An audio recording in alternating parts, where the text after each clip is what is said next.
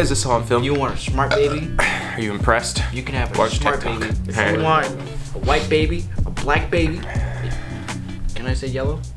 A yellow baby, They're perfect students in every way. reddish bonus baby. That's like, alright. Alright.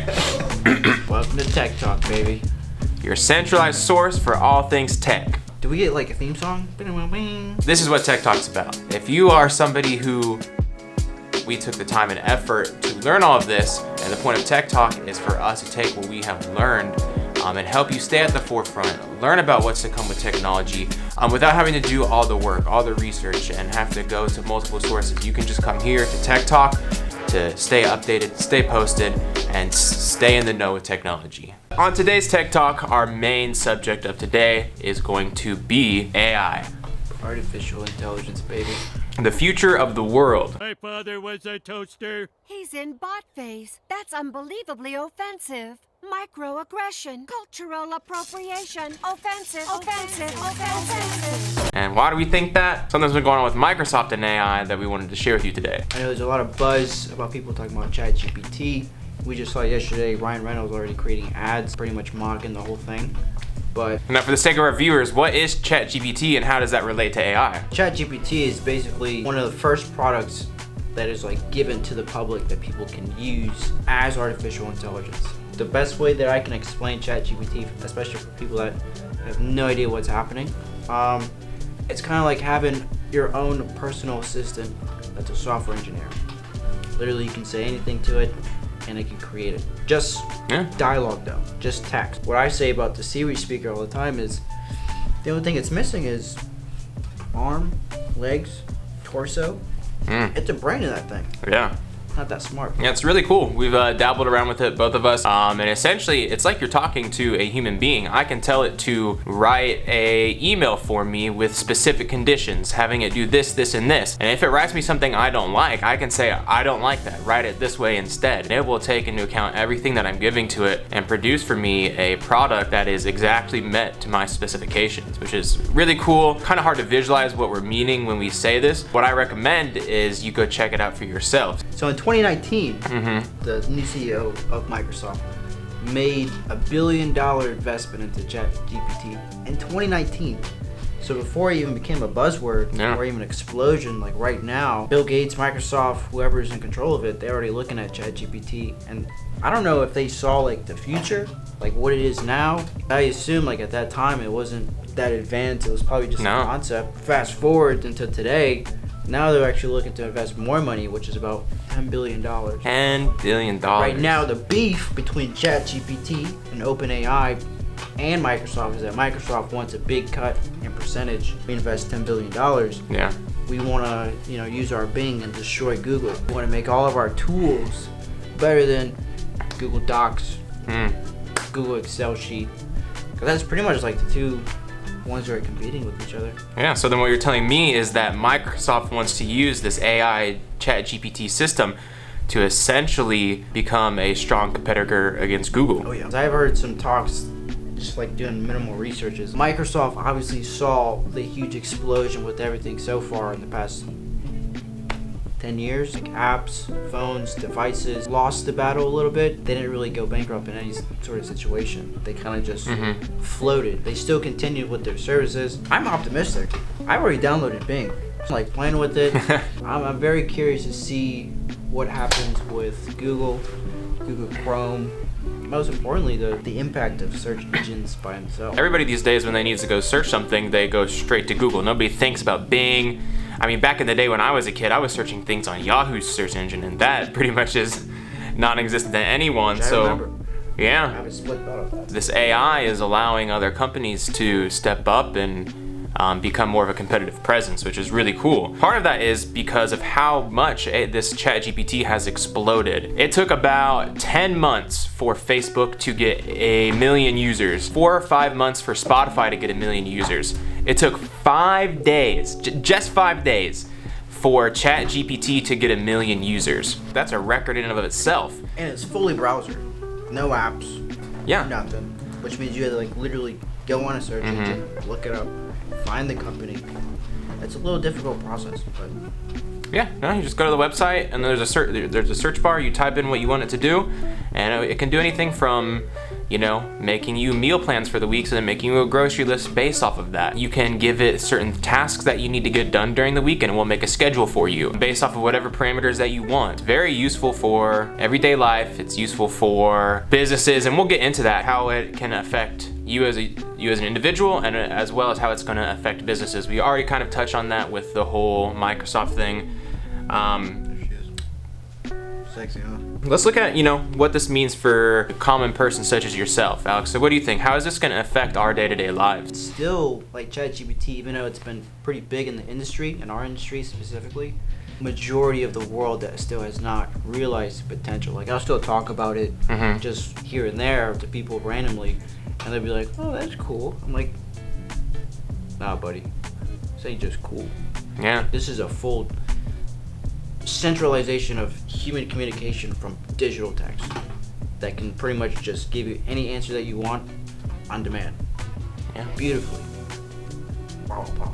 You don't have to go to Google and sift through a bunch of different websites to find the one that best fits your needs, because with ChatGPT, you just tell it exactly what you want and what needs you need met, and it's gonna pull information from everywhere, find the best information for you, and deliver that to you in a way that it just completely makes sense.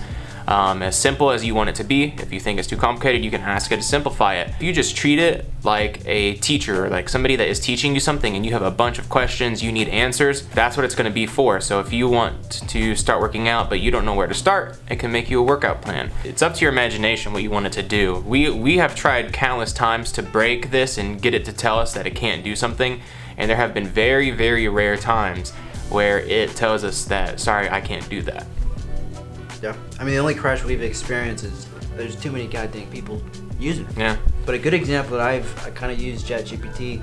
Personally, I fall into these like long rabbit holes of like looking for information, because I'm really into like learning the history of things. You know, if I wanted to research a specific topic from the early BC era to 2023, you're gonna have to read 20 different blogs, 23,000 articles or something like that. A good example I can give you is that I broke down the history of electricity. Oh, okay. Because I'm really into the concept. It's very weird. But I just kept asking it questions. Like, I'll be like, hey, what is a transistor? Start from there, break down all the people that were involved in the project of transistors, and I go, let's go a little deeper. And then next thing you know, I'm at the 800 BCE era with Thales, who figured out electricity from just rubbing fabrics together. And he was like, why are things sticky? There's nothing there. So that's just one example you could use it for. Just to conclude, that took me like 25 minutes compared to 3-4 hours of just researching a specific topic.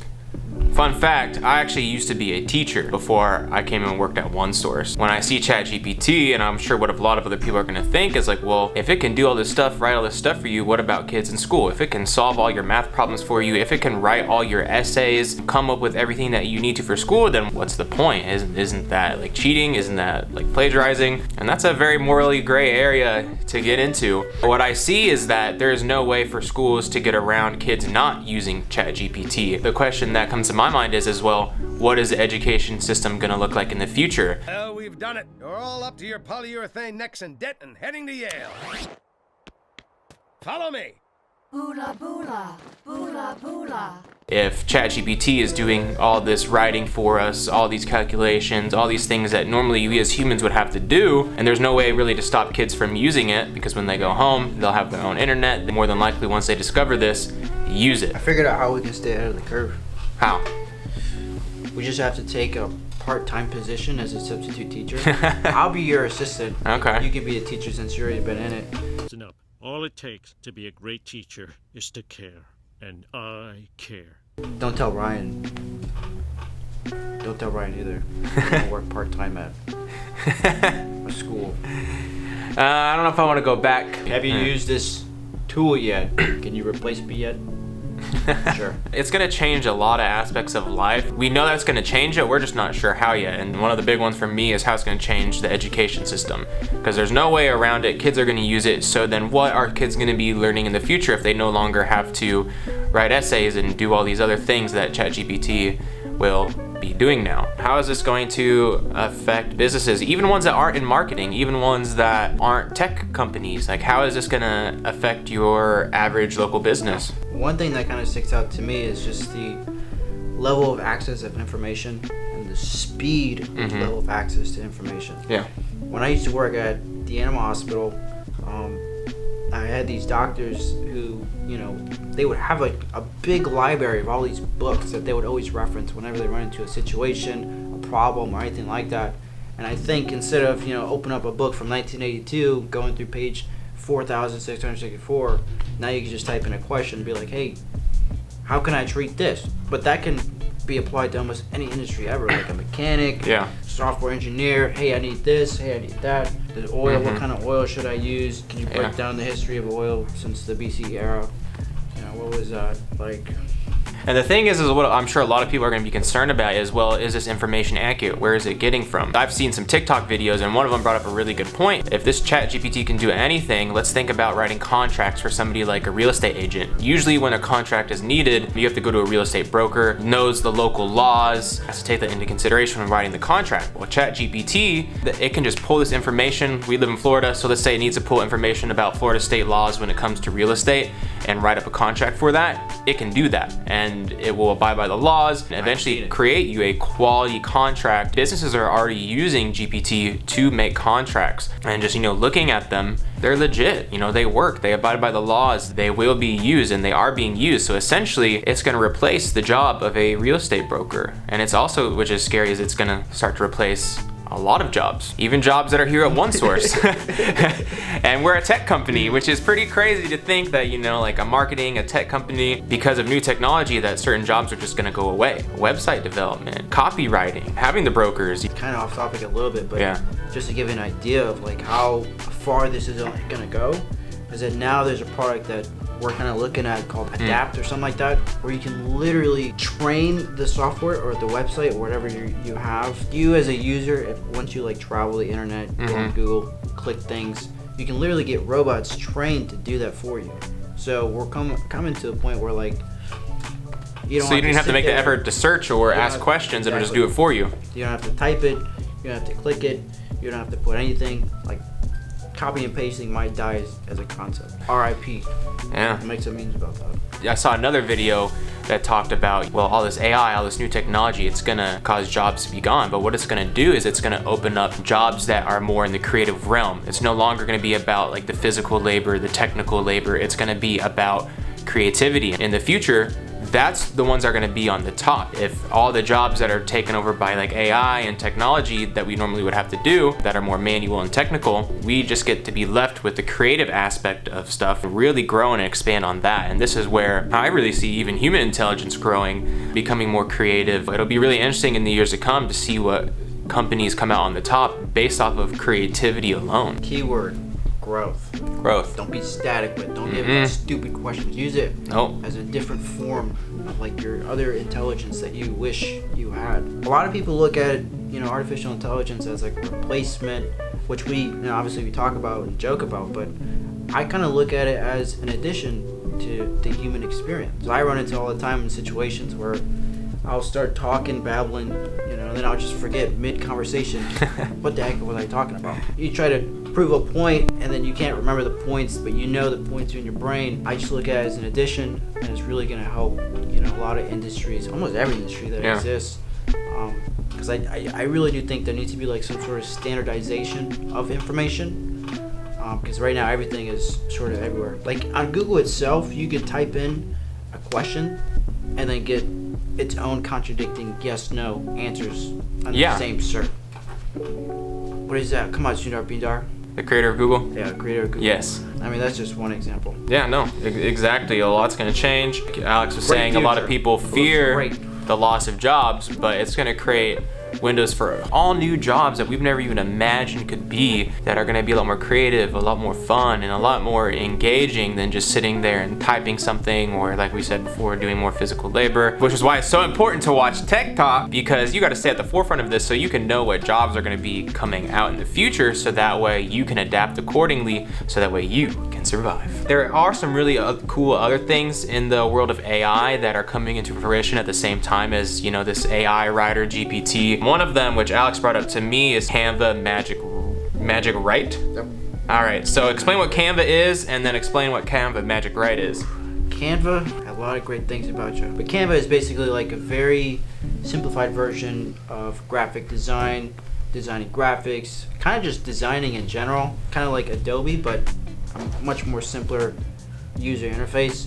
And what they have recently introduced, I don't know if it's to compete with ChatGPT or they're using ChatGPT, because I haven't really referenced where exactly their source is, but Canva Magic Write is essentially the same concept as ChatGPT, but they kind of morphed it into their own software tools, where compared to ChatGPT, they kind of just go into their browser, just typing up questions, where with Canva, you can integrate sort of that same feature where you can type in anything and get any sort of response or output, but you can mix it with any design that you kind of have that you want to feature on a specific document. Yeah, and then for those who are wondering what Canva exactly is, it's not as complicated as Photoshop or Illustrator. It still allows you to go in and create simple things for graphic design, maybe like social media posts, or even like reels for Instagram or videos for TikTok. It's a really good place to, you know, add graphics and certain elements to photos and videos and whatnot. And this AI writer that they're having coming in help more with that process, which is really cool. So we have a couple competitors going on here. So Canva, GPT, and I'm sure there's gonna be other ones that come up in the near future, especially with how popular GPT is. We say it's popular, but which is crazy because still there's so many people that don't even know about it. Outside right here into downtown Sanford and be like, hey, do you know what ChatGPT is? That'd be a cool video, huh? Just interview people and see if they know. Spit facts. That should be our next episode. We should go on the walk and ask people if they know about like GPT. Hey sir, do you know what ChatGPT is? No, okay, next. No. Did you know it's basically a god in your phone? No? Dude, I would love to do interviews.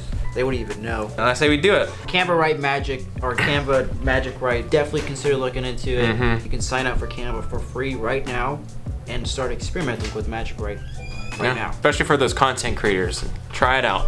Let's talk about AI and art, because there are some crazy AI tools out there that will just generate images based off of the specifications that you give it. So if I want this AI software to create a giraffe sitting in a pool on the beach sipping a pina colada, it'll make that for me easily. I'd buy that. Yeah, all right, that's pretty good on the spot. In the artist world, there's a lot of people that are upset. They don't like this AI tool because from what I've seen is they'll see an image created by AI almost exactly like my piece of art. This is plagiarizing, copywriting, you know, whatever you want to call it. What do you think about that, Alex? Do you think that's an issue? Do you think that AI is kind of infringing on the rights of artists? Like, where are you with that? I'm kind of like 50-50. If I were to be an artist, like the mindset of an artist, I would kind of look at that as being like, you know, there's no way in history or even at full capacity of your brain that you can produce artwork at that scale compared to artificial intelligence. Yeah. That's like my only worry. But on the other side of it, I kind of look at it as, again, an advantage.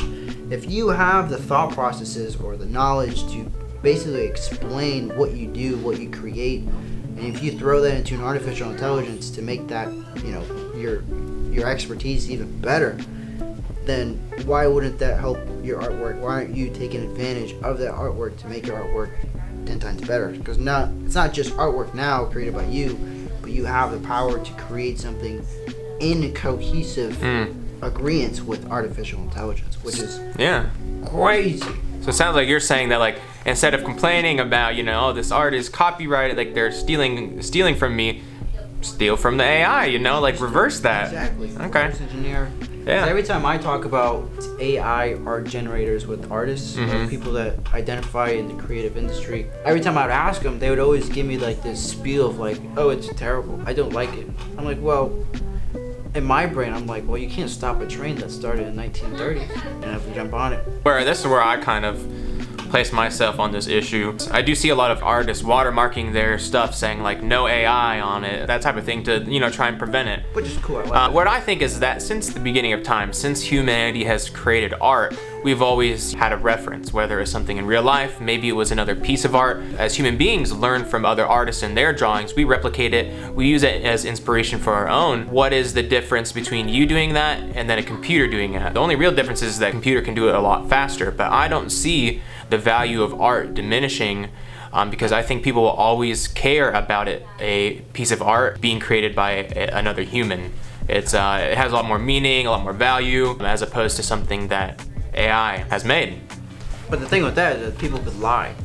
Yeah, that's also true. So, You know, it's a iffy. I land on the side of it not being morally wrong, just because, like I said, you know, since the beginning of time, we've always used references to create art, to inspire our art. if you're an artist, you really should be scared when the robotic body is painting from its own hand.